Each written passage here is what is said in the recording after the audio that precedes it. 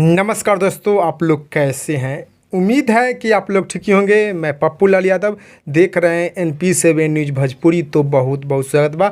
अगर आप लोग अभी तक NP7 न्यूज़ भोजपुरी को सब्सक्राइब नहीं किए हैं तो नीचे का लाल बटन दबाकर सब्सक्राइब कर दीजिए और साथ ही साथ वीडियो को लाइक कर दीजिए। तो दोस्तों, आप लोगों को बता दी कि खेसारी लाल यादव जी की बहुत ही अच्छा, बहुत ही बेहतरीन बोलबम वीडियो के टीजर आज रिलीज कर दिया गया है सारेगामा हम भोजपुरी यूट्यूब चैनल पर।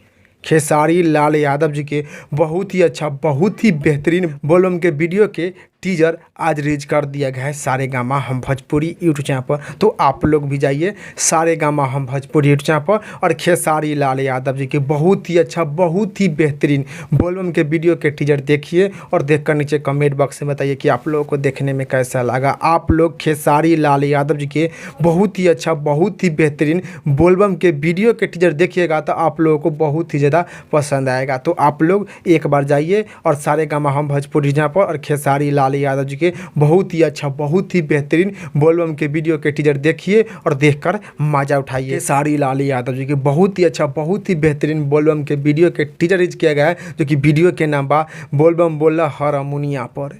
आज खेसारी लाल यादव जी के बोलबम वीडियो के टीजर रिलीज किया गया है, जो कि वीडियो के नाम बा बोलबम बोला हारमोनिया पर। तो बोलबम बोला हारमोनिया पर गाना के वीडियो, फुल HD में कल सुबह सारेगामा हम भोजपुरी यूट्यूब चैनल पर 7 बजे रिलीज कर दिया जाएगा।